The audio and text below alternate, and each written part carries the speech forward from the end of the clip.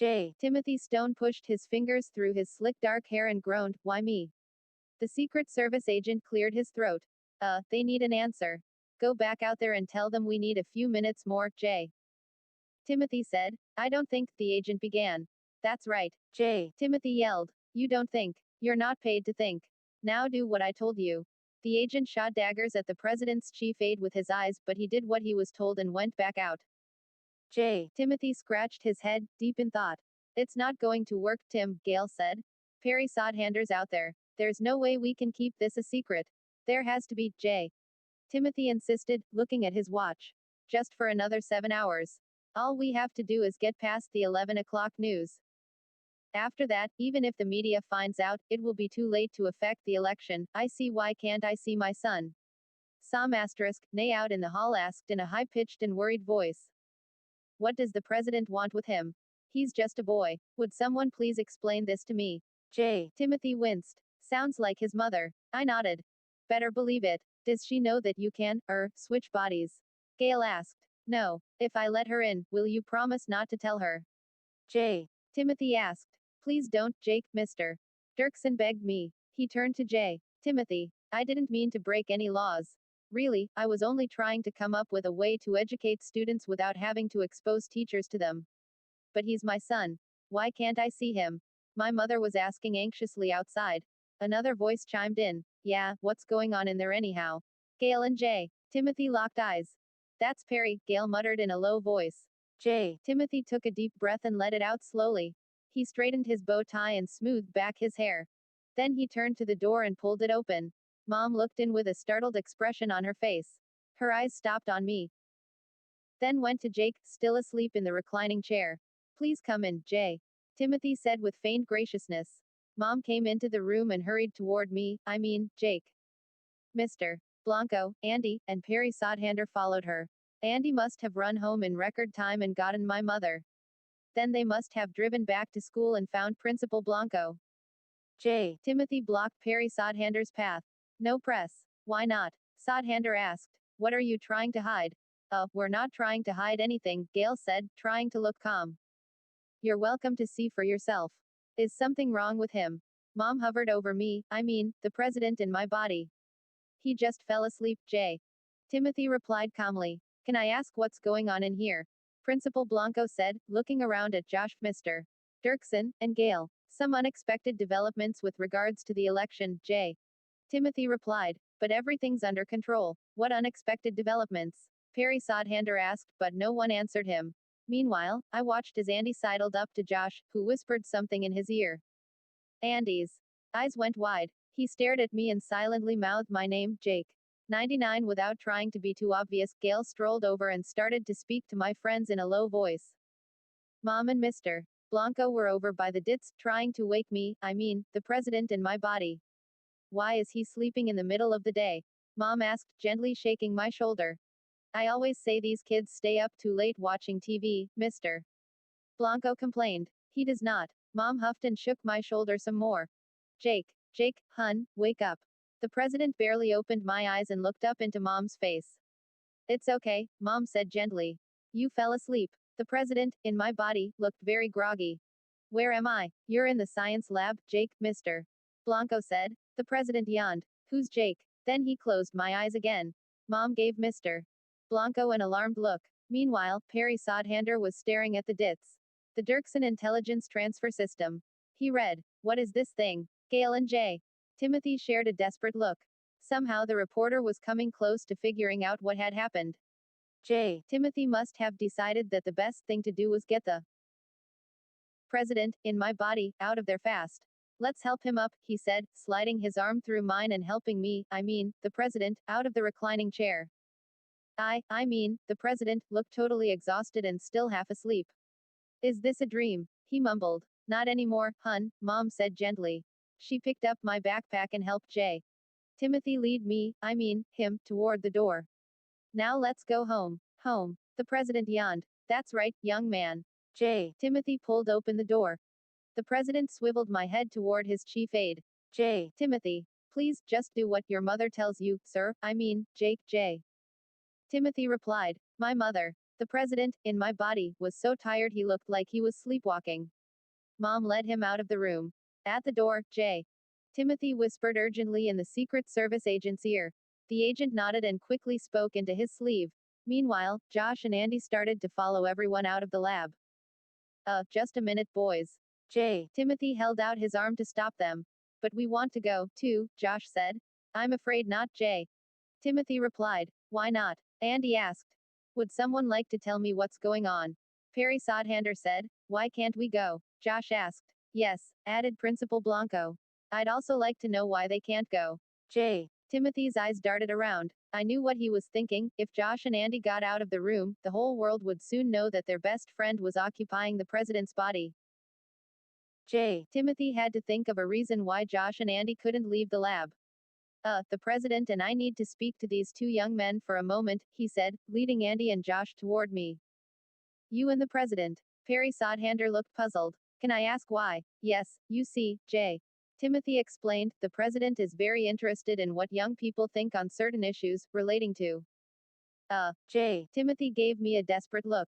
He needed help. Blowing spit bubbles, I said. Spit bubbles. Perry Sodhander looked dumbfounded. J. Timothy brought my friends over to Gail and me. Andy was still staring at me with an astounded look on his face. Is it really you? He whispered. Believe it, bud.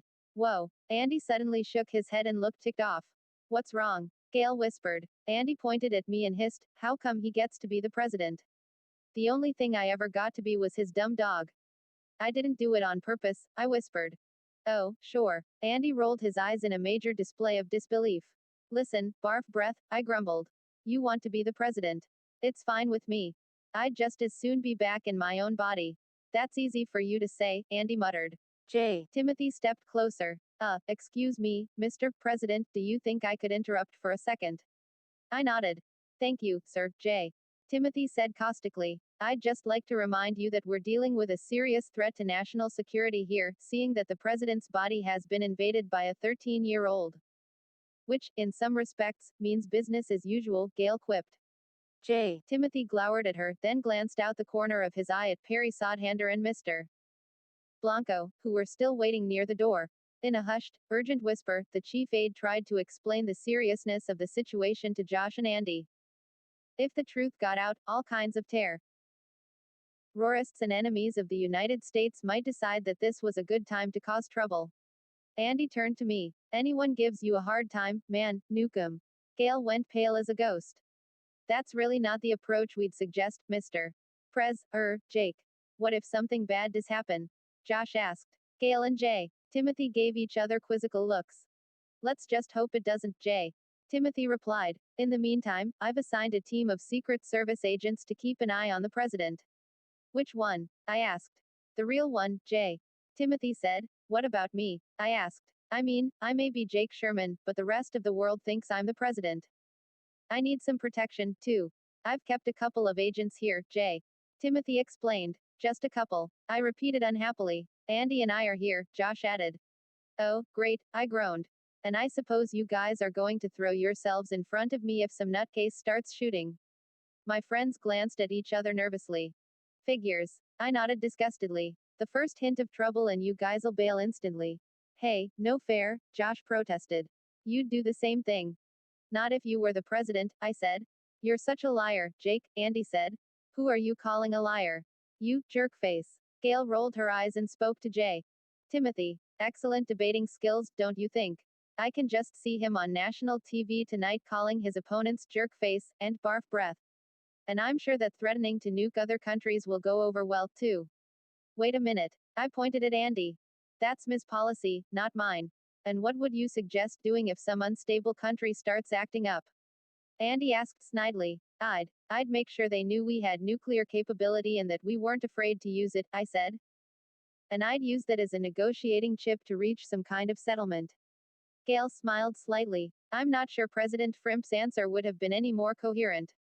I'd still like to know what's going on, Perry Sodhander said from across the room. J. Timothy straightened up. What's going on is that the president is having a confidential meeting with these young men.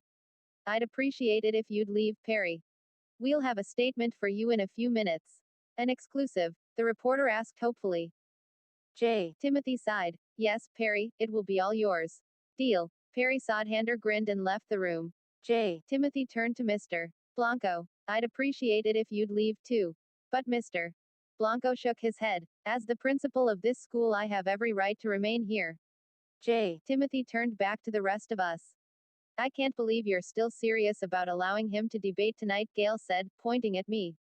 We'll get to that later, Timothy replied, and jerked his thumb toward Mr. Blanco. Right now we have a problem with Mr. Principal over there. Now listen, Josh and Andy, because of what you know, I'd appreciate it if you'd agree to stick with us for a while. How would you like to be the special guests of the president for the rest of the day? Neither Andy nor Josh looked especially excited. Are you serious? Timothy asked. Most people would kill for that opportunity. Big deal. Andy shrugged. It's just Jake in the guy's body. Yeah, Josh agreed. It's not like he's the real president of the United States.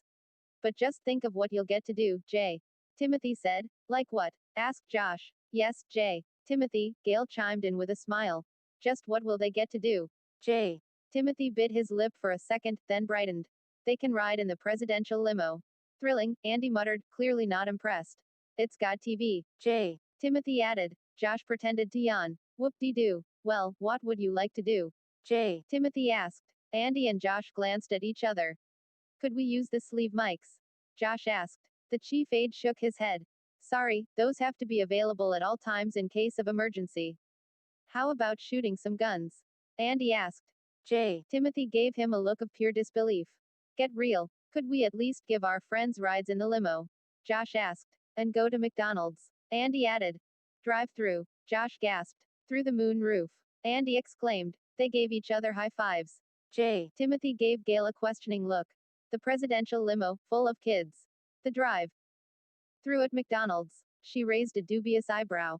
I'm sure Perry and his reporter buddies would love that. Timothy sighed and turned to Andy and Josh. Sorry, boys. Andy looked at Josh. Let's bag it.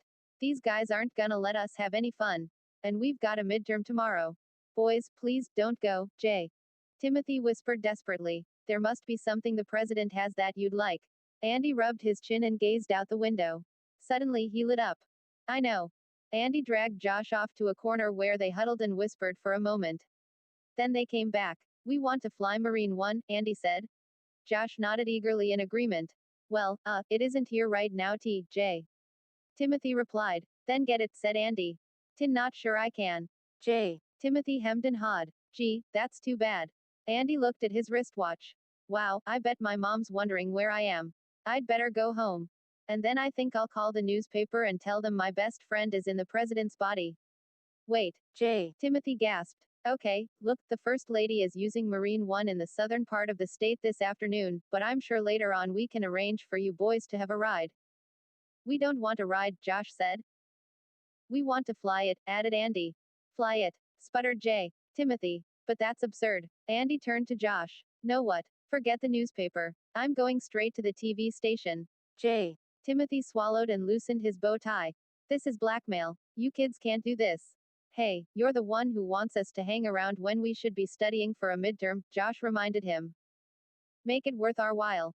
You don't understand, Timothy tried to explain. Marine One isn't just any old helicopter. It's the president's. It's chock full of the latest communications equipment plus all kinds of security and evasive action devices. It's the most sophisticated helicopter in the world.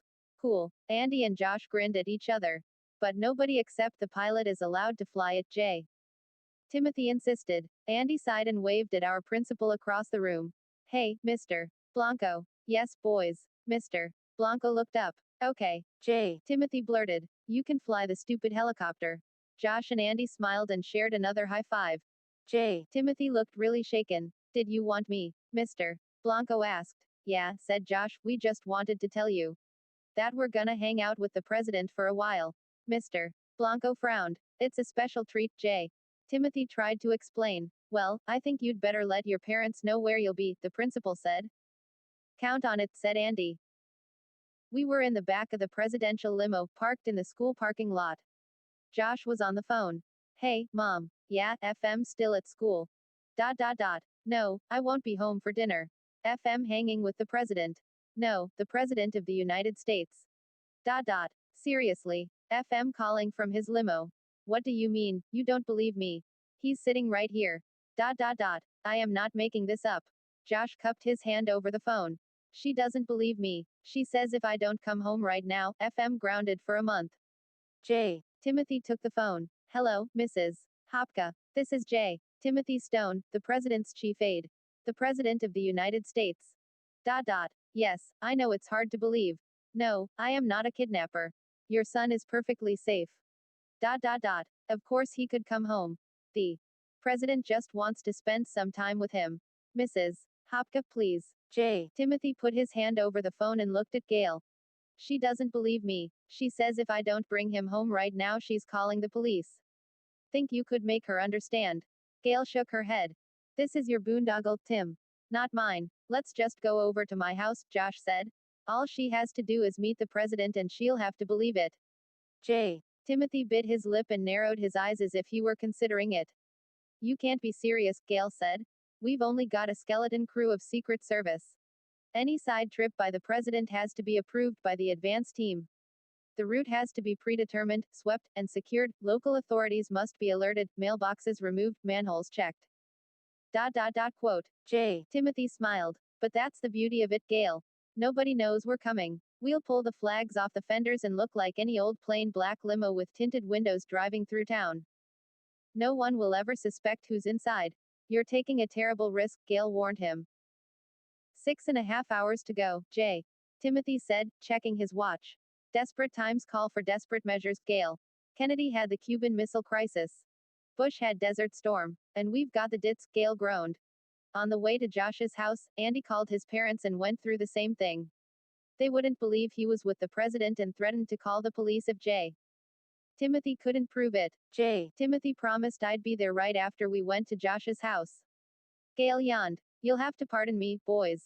I've gotten about 4 hours of sleep in the last 3 days. She curled up in a corner of the limo and closed her eyes. Meanwhile, Jay. Timothy was hunched over the phone in another corner of the car, arguing with someone about why he needed Marine One. 3 TVs lined the back of the driver's seat.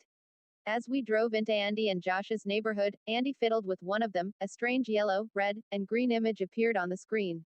It looked like the outline of some land laid out on a grid.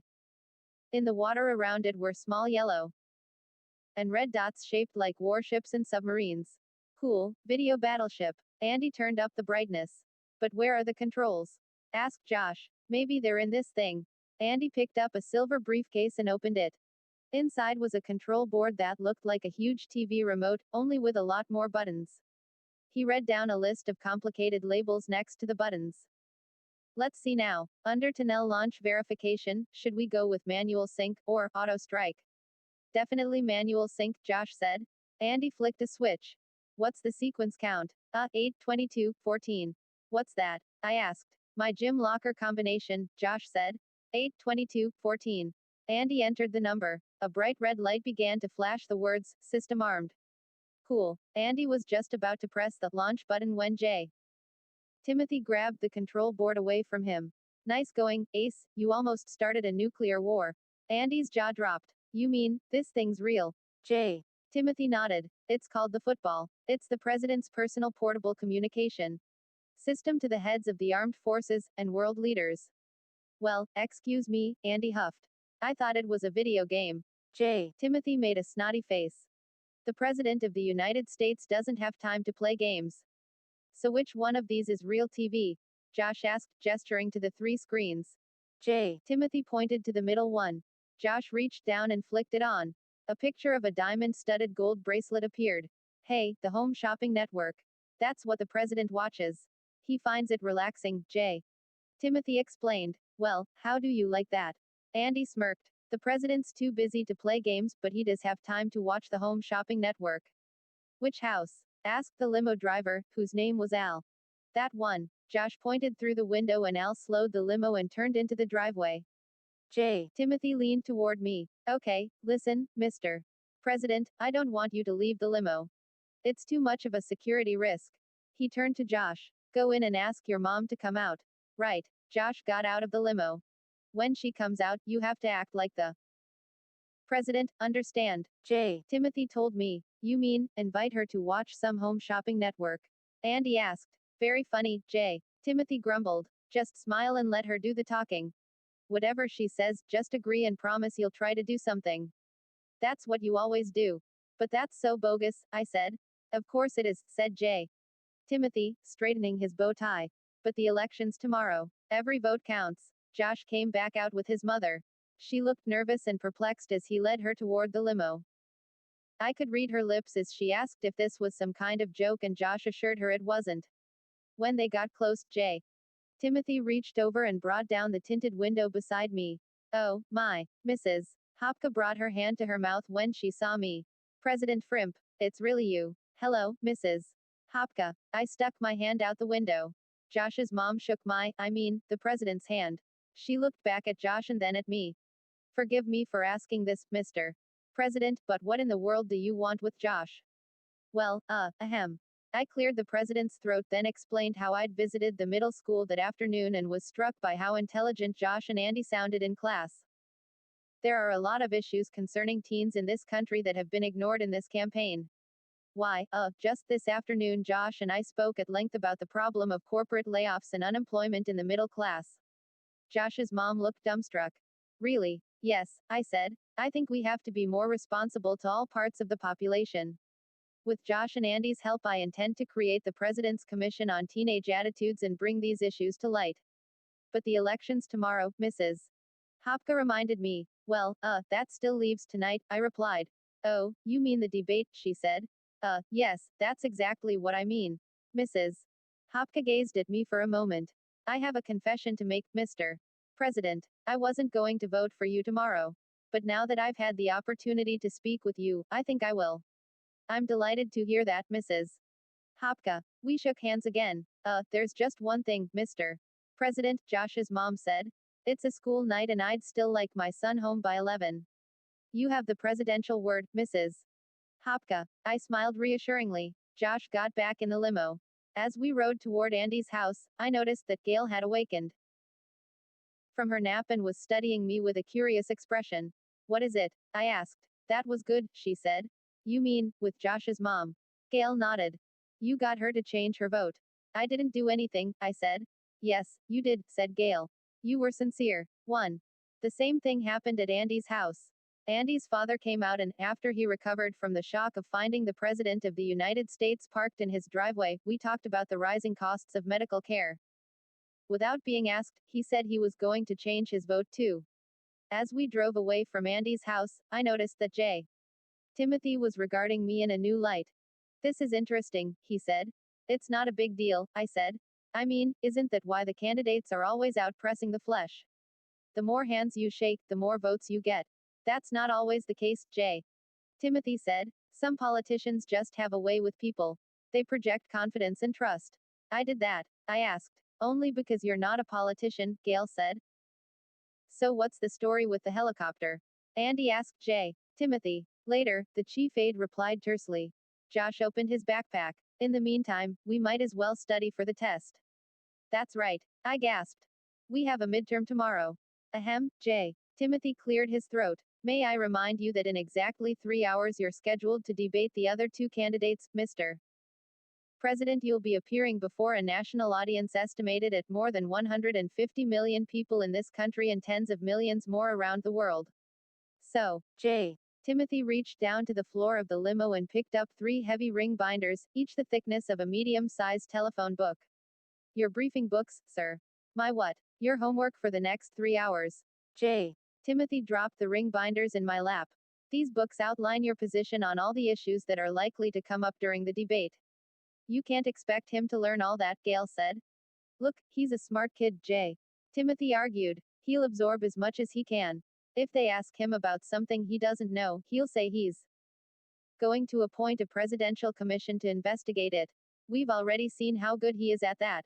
I picked up the briefing books and dropped them back on Timothy's lap. Sorry, my homework for the next 3 hours is studying for my history midterm tomorrow.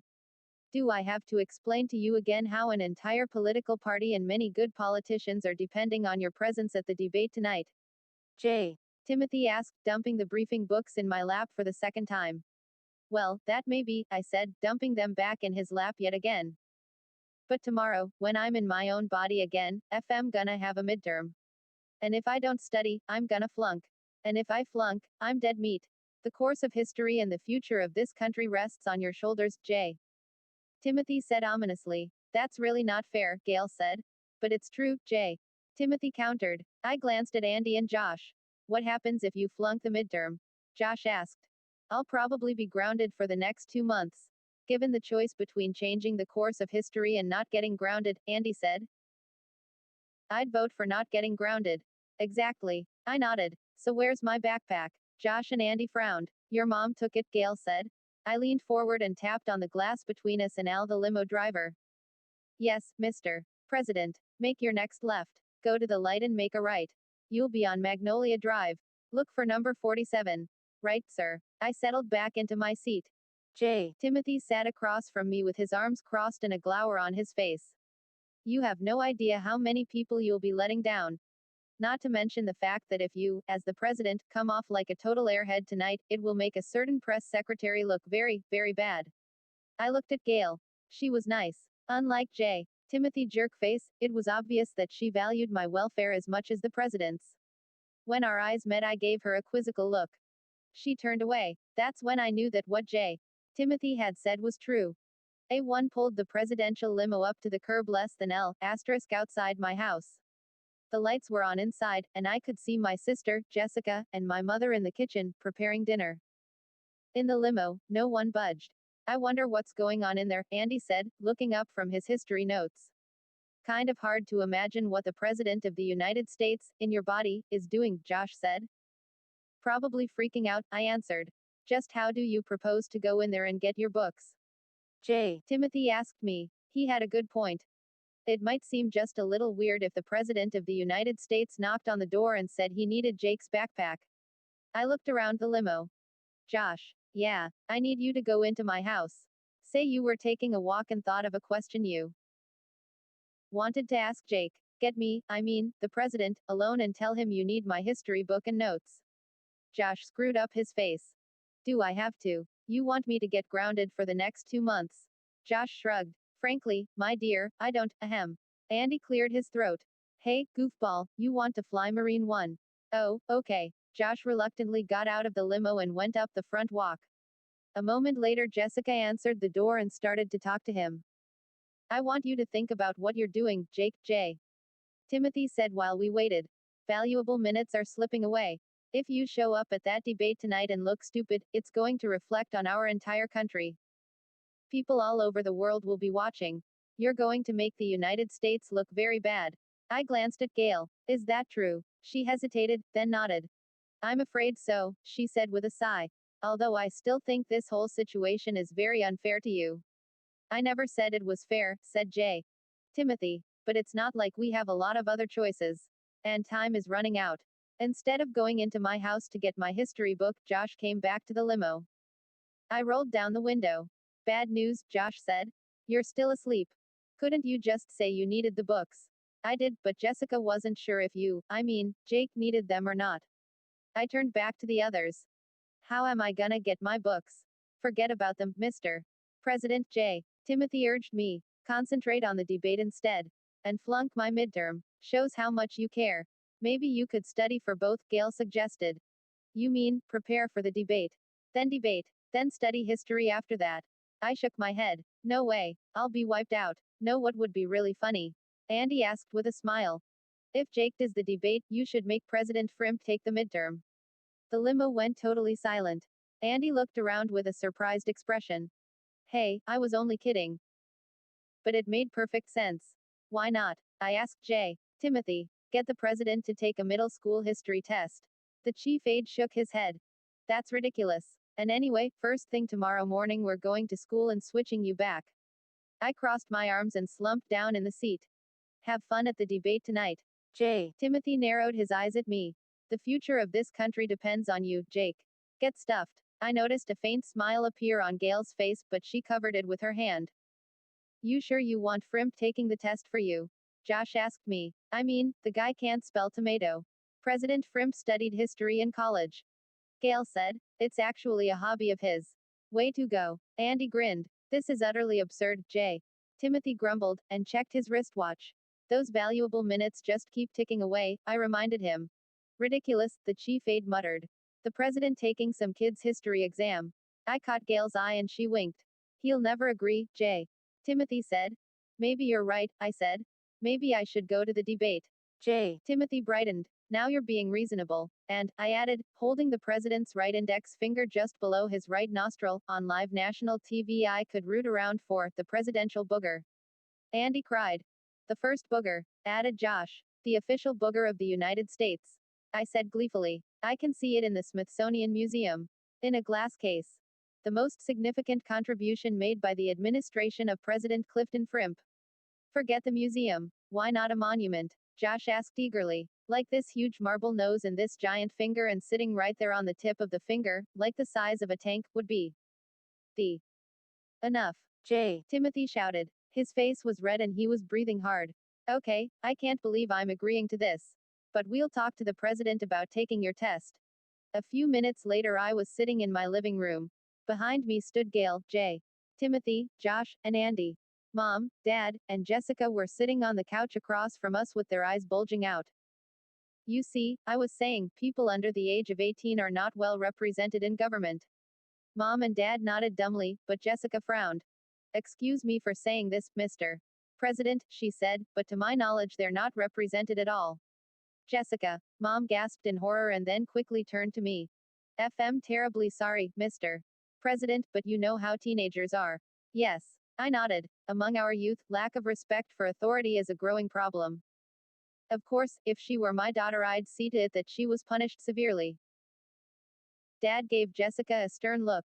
I think you'd better go to your room. What? My sister cried. You heard me. But, another word out of you and you'll be grounded for a month, Dad threatened. I also think television is a terrible influence on teens, I added. Especially soap operas. And no television. Dad ordered. This is so unfair. Jessica burst into tears and ran out of the room. The lines in Mom's forehead deepened. Maybe you were a little hard on her, she told my dad. Another area where we've failed is follow-through, I said. If we're going to be a strong country, we have to stand firm on every issue, from national defense right on down to parental discipline. Dad crossed his arms and nodded in agreement. But I would like to add that watching sports on television is the exception, I said. It builds good moral fiber. Your son should be encouraged to watch as much sports as he likes. Another exception is presidential debates, Jay. Timothy reminded me, tapping his finger against his watch. That's right, Mom gasped as if she'd forgotten. The debate is just a few hours away. In the interest of time, Mr. President, Jay. Tim. Uthi said, I think we'd better speak to Jake and then get moving. Excuse me for saying this, Mr. President. Mom seemed pretty flustered. But I still don't understand.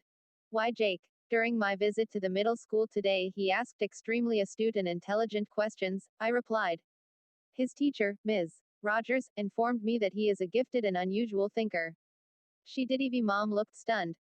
In fact, someday he could be a tremendous asset to this country if his life wasn't so cluttered with chores, I added. He's the kind of boy who needs more time just to think. Give him less to do, Mrs. Sherman, and you will find you have a great mind living under this roof. We will, Mr. President. Mom nodded. I mean, we won't. Starting tomorrow, we won't give him any more chores. Excellent decision. Now, I think I'd better go talk to him. I started toward my room, along with Josh, Andy, and Jay. Timothy. As we left the living room, I heard my mother turn to Gail and ask, how does he know where our son's room is? Oh, he's the President of the United States, Gail replied. You'd be amazed at what he knows. We went into my room and turned on the light. The president, in my body, was lying on my bed, snoring. I never snore like that, I said. You do now, said Josh. Who's going to wake him? Andy asked. I will. Jay. Timothy bent down and shook my shoulder. Mr. President. My eyelids fluttered slightly. I mean he snorted and rolled onto my side. Jay. Timothy shook my shoulder again. I'm sorry to do this, Mr. President. President Frimp, in my body, groaned and rolled back toward Jay. Timothy. He opened my eyes and focused on his chief aide. Where am I? He asked. Don't worry, everything's okay, Jay. Timothy assured him. The president shifted my eyes away from Jay. Timothy and focused on me. He blinked. Then, he looked down at myself, I mean, him. Oh, boy, he moaned. Don't worry, Mr. President, J. Timothy said. We've got a plan. A plan. The president sat up and looked at my wristwatch. What about the debate? You don't have to do it. What are you talking about? President Frimp asked. J. Timothy pointed at me. He's going to do it. The president stared at me again and narrowed my eyes. I thought he was going to get really mad, but then he just smiled. He lay back down and slipped my hands behind my head. Be my guest. But Mr. President, it's not that, J. Timothy began. Can he make my concession speech, too? The president asked. Well, that won't be until tomorrow night, sir. So, we were hoping to get you two switched back by then, J. Timothy explained. What's the rush? The president looked at me. Aren't you enjoying being me? Not particularly, I said. Funny, I'm enjoying being you. The president rolled my tongue around in my mouth and came up with a spit bubble, which he blew into the air. Way to go, Prez, Andy cheered. President Frimp grinned. So what's on TV tonight? I mean, besides the debate. J. Timothy cleared his throat. Well, sir, as I was about to say, it's not quite that simple. Why not? You've got a midterm to study for. The president, in my body, scowled. Huh, J. Timothy explained the deal. The president scratched my head. So, I've got a history test tomorrow. You also have to sweep out the garage and vacuum the upstairs, I added, since he seemed so glad to be me. Wait a minute, J. Timothy sputtered. That wasn't part of the agreement. Tough noogies, I said.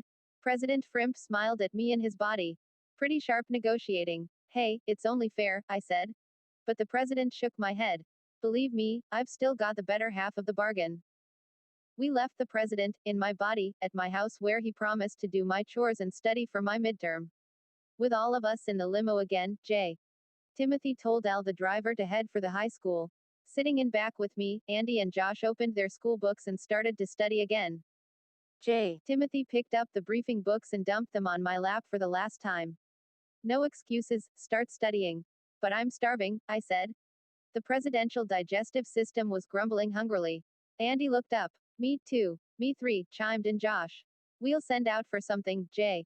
Timothy snapped. Now get to work. Neither Andy, nor Josh, nor I looked down at our books. You thinking what I'm thinking? I asked my friends. Believe it. Andy smiled. TLTR. President, Gail said. I mean, Jake, L. X even I have to protest. This is really overdoing it. Hey, I smiled. You only live once. But why this? Gail asked. Because the president deserves a break today, I replied with a grin. The presidential limo was in the drive-through line at McDonald's. But this is not the image President Frimp wishes to present, Gail argued. Look, Gail, consider yourself lucky that the president is presenting any image at all, I replied. It could be worse, Andy said. We could be out skateboarding. Or at the arcade playing video games, Josh added. Al the driver pulled the limo up to the menu board. I opened the moon roof and stood up. May I take your order? A voice crackled through the speaker. Josh, Andy, and I ordered quarter pounders with cheese, large fries, and shakes. How about you, Al? I ducked back in and asked the limo driver.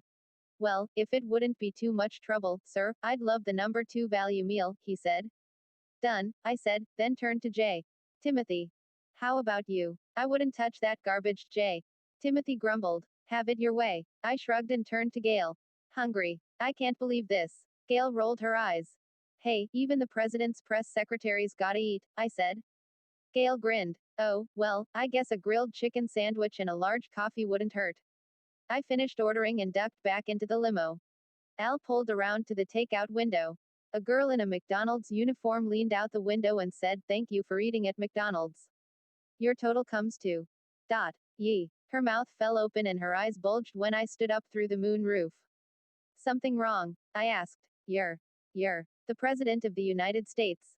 I finished for her, without a doubt. She frowned. Is this a joke? I reached into the limo's bar and pulled out a glass with the gold and blue presidential seal. Check it out. Oh, wow. She turned around and yelled to the rest of the crew. Hey, guys, it's the President of the United States. That's it, J. Timothy barked inside the limo. This is a major breach of security. Al, take evasive action. Stop, I yelled, ducking back down. Everything's going to be okay, Al. Don't move. I turned to J. Timothy, you really could have a little more faith. They're just regular kids. It's not like everybody wants to get the president. Timothy crossed his arms and slouched down in his seat with a sour look on his face. Meanwhile, a crew of kids wearing McDonald's uniforms crowded around the takeout window holding out napkins and Happy Meal boxes for me to autograph. Can I ask you guys some questions? I asked as I signed stuff. Sure, anything. You like working here? I asked. It's okay, said one.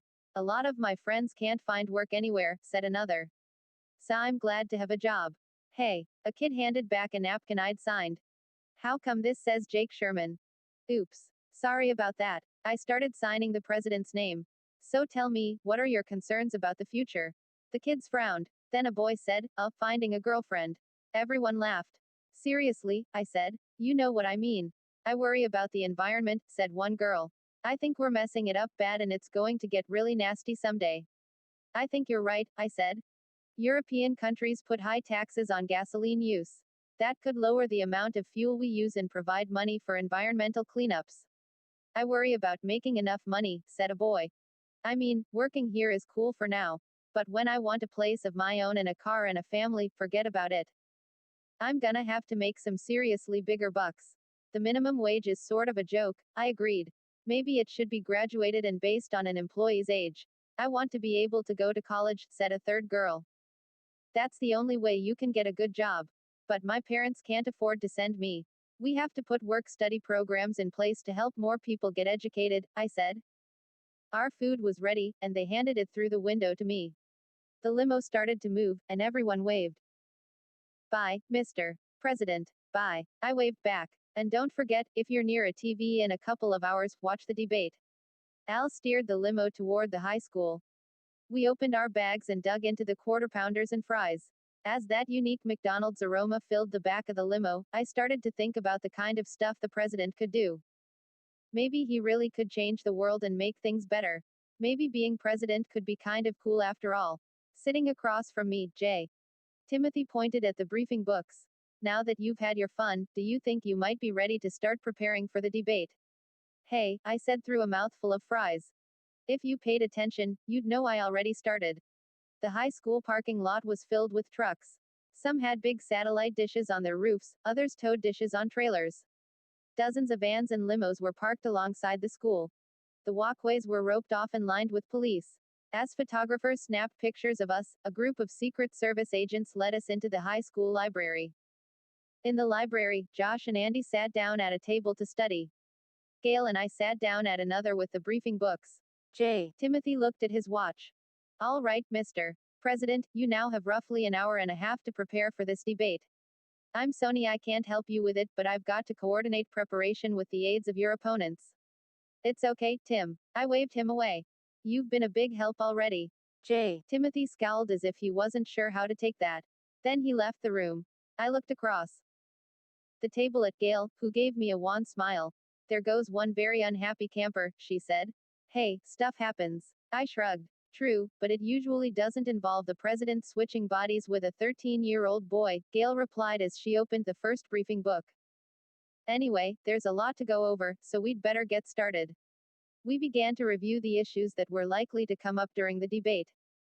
Almost every issue seemed to concern the economy, where the government was going to get money and how they were going to spend it. The briefing books were filled with formulas for figuring deficits, inflation, revenues, economic cycles, and lots of other strange financial gibberish. Over and over again, Gail warned me that I had to be careful. You can't say anything that might alienate voters, she said. You have to tell them that you're going to do the best you can for all of them. But so many people want different things, I said. Anything I say is bound to tick someone off. Andy raised his hand. I know. Don't say anything at all. It'll be the world's first silent debate. Gail's wan smile was starting to become a permanent fixture on her face. While we're on the topic of ticking people off, we might as well talk about the budget deficit. The deficit is when the government spends more money than it has, right? I asked. Exactly, Gail said. It all gets added to the national debt, which is around $5 trillion. Josh looked up. $5 trillion. Isn't that like $5,000 billion? Gail nodded. It's a lot of quarter pounders. Even with Cheezel, Andy added. If it's a debt, doesn't that mean it has to be paid back? I asked. Sooner or later, Gail answered. In the meantime, the interest on it has to be paid just like any other loan. By who? I asked. The press secretary leveled her gaze at us. You. Us. Andy's jaw dropped. Josh shoved his hand into his pocket and dropped a dime, 7 pennies, and some lint on the table. This is all I've got. I don't think the lint counts, Andy said. Don't be in a rush, Gail said. You'll be paying for it all your life. How? Andy asked. It's part of your taxes, Gail explained. And it's going to grow. At the rate we're currently going, you can expect the debt to reach $6 trillion in approximately 5 to 10 years. And the bigger it gets, the more taxes it takes to pay the interest on it. Josh asked. Right. I thought taxes paid for stuff like education and tanks and research, Andy said. That's what it used to pay for, said Gail. Now more and more of it goes to paying the interest on the national debt. That means there's less money for education, health, welfare, scientific and medical research, environmental protections, highway repairs, housing for the poor and elderly, and on and on and on. Bummer, I said. That's right. Gail nodded. I hate to say this, but in many respects, the future for your generation, and that of your children, looks considerably less than rosy. Like, less money for pizza and comics? Andy asked. Precisely. So what am I supposed to say tonight if they ask me about the deficit? I asked. Gail pressed her hands together and looked very solemn. In this case, do what presidents always do, blame those who held office before you. The television lights were bright and hot. Standing on the high school stage, it was hard to see the audience because of the glare. But I could hear them. Reporters, media people, and government types filled the first 10 rows of seats. The rest of the auditorium was jammed with regular people. Some of them waved small American flags. Others held up signs and banners. I shared the stage with my 2 presidential opponents and a panel of famous journalists who asked us questions. The whole thing was moderated by Jensen Peters, the guy you always see on the 6 o'clock news. We started the debate with opening statements.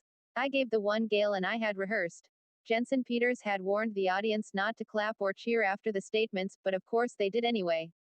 It was pretty obvious that the president's opponents were getting louder applause than I was. For an hour and a half, I fudged my way through the questions, never really taking a stand on anything that might cost the president votes. I didn't think my opponents did much better, but they always got more cheers and applause anyway. I almost got the feeling that the issues didn't matter. Then one of the journalists on the panel, a dark-haired lady wearing a bright red dress, asked how we would address the problems we saw in the economy. I listened to my opponents give their answers. They didn't really say how they would address the problems. Instead, they just blamed everything on the current administration. Then Jensen Peters asked me if I wanted to reply. Before I answered, I glanced off stage where Gail and J. Timothy were standing. Gail was scribbling something on a clipboard and J. Timothy held up one of the briefing books and pointed at it. I knew he wanted me to talk about the stuff in the book, financial formulas and revenues and interest rates. Then Gail held up her clipboard with the words, economic cycles, written on it. I turned and squinted through the glare of the lights out at the high school auditorium. Some of the seats were broken, and paint was peeling off the walls because there was no money left in the budget to fix them. Then I thought about the kids who usually sat in those seats. Suddenly I knew what I wanted to say. There are 80 million people in this country under the age of 18, I began. None of them can vote. Politicians talk about all the things they want to do for young people, but the truth is, if they have to choose between taking money away from people who can vote or from people who can't, they're going to take it away from those who can't. I paused to take a sip of water, and glanced at Gail and J. Timothy. Gail was frowning. The president's chief aide was rolling his eyes and shaking his head. I turned back to the audience. We keep having budget deficits and the national debt keeps growing. You know who's going to pay for that? All those young people who can't vote, that's who. We say we're trying to solve the problems of this country, but the truth is, we're only postponing them until they're not ours anymore. We're just making bigger problems for everyone under the age of 18. That's not fair. Someday your children, or your children's children, are gonna be really ticked off when they realize what a mess the people of today left for them. I took another sip of water. Today I talked to kids at a middle school and kids who work at a McDonald's. They're worried about the future. They're worried about the environment and education and getting good jobs. If it was up to them, the politicians would be doing more to make the future better instead of just worrying about getting votes tomorrow. The crowd clapped a little louder than it had before. Then Jensen Peters said it was time for our closing statements. Since I was the president, I was allowed to go last. I guess that was supposed to be an advantage because most people tend to best remember what is said last. In their closing statements, my opponents mouthed the same old stuff. They were going to make everything better for everyone without spending any more money. They were gonna try to balance the budget and blah, blah, blah. As I listened, I started to realize that it didn't matter what they said. Like J. Timothy Stone said, promise them anything to get their votes. Then it was time for my closing statements. I knew what Gail wanted me to say. I knew President Frimp was behind in the polls and had gotten less applause at the debate than his opponents. It was pretty obvious he was going to lose in the election tomorrow. So did it really matter what I said? It's time for your closing statement, Mr. President, Jensen Peters said. The lights glared down at me. I could feel the beads of perspiration on the president's forehead, but the makeup people had warned me not to pat the president's face with a handkerchief because it would rub the makeup off. Heaven forbid the President of the United States should have a shiny nose on national TV. Thinking about noses reminded me of the presidential booger. The time was right. Andy would be proud of me. But I couldn't do it. Not many people get a chance to be president. Not many people get to address 150 million viewers at once. Tomorrow I'd have to switch back to being Jake Sherman. I'd probably never have an opportunity like this again.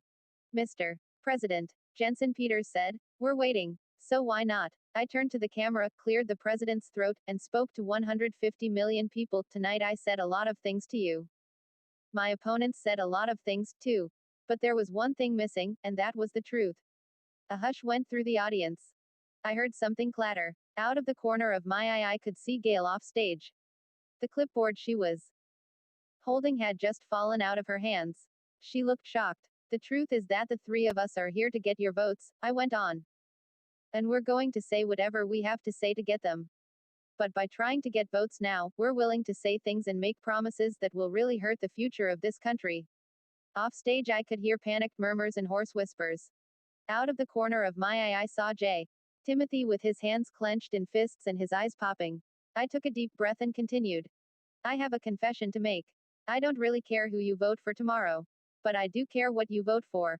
When you vote, vote for the future. Vote for your children and your children's children. It's not fair to dump today's problems on them. So I'm asking all of you. Please give the future generations of this country a chance. For the first time that night, the audience was absolutely quiet. Somehow it didn't surprise me. Because for the first time that night someone had said something the voters really didn't want to hear.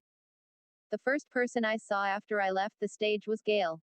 She was dabbing her eyes with the sleeve of her jacket. That made me feel bad. I remembered what J. Timothy said about how hard it would be for her to get another job if I blew the debate. She came close, and I stiffened, wondering if she was going to scream at me or something. But she kissed me on the cheek and said softly, I wish you really were the president. You idiot. Someone shouted. I spun around and came face to face with J. Timothy. He was red with anger, and clenched and unclenched his fists. Do you have any idea what you've done? He screamed. You've ruined yourself. You've ruined your party. And worst of all, you've ruined me. He lunged at me, but before he could get close, 6 Secret Service agents jumped on him and wrestled him to the ground. One of the agents looked up at me. What should we do with him, sir? Arrest him and put him into protective custody, I ordered. He's a menace to society. The agents yanked J. Timothy to his feet. Don't listen to him. 9, he screamed, pointing at me. He's not the president. He's a 13-year-old boy who blows spit bubbles and eats at McDonald's. The agents dragged him away. Then Josh and Andy came up. As co-chairman of the President's Commission on Teenage Attitudes, we've decided that you should remain in the president's body, Josh said. But then the guy in Jake's body will be a real dork, I said. So what else is new? Andy asked with a wink. Excuse me, Mr. President, Gail said, but I'm afraid we have a problem. The media is insisting that you meet with them. I shook my head. No way. My part of the deal was to do the debate, not hold a press conference. But you'll never get out of here, she said. I grinned. My sister goes to this school. I know plenty of ways to sneak out. 10 minutes later we were back in the president's limo, riding away from the high school. Josh, Gail, and I had snuck through the back of the stage and out the cafeteria doors. Andy had gone out and told Al the driver where to meet us. In the back of the lino, Andy slapped his hands together. So what's next, Prez? I yawned and looked over at Gail. The president is supposed to fly back to Washington tonight and conduct a normal day of business tomorrow while waiting for the election results, she said. What about Marine One? Andy asked. At night. I raised a skeptical eyebrow. I don't think so, said Gail. But you promised. Andy gasped. Actually, Jay. Timothy promised, Gail reminded him. Oh, man. Andy crossed his arms and pouted. You politicians are all the same. We had to laugh.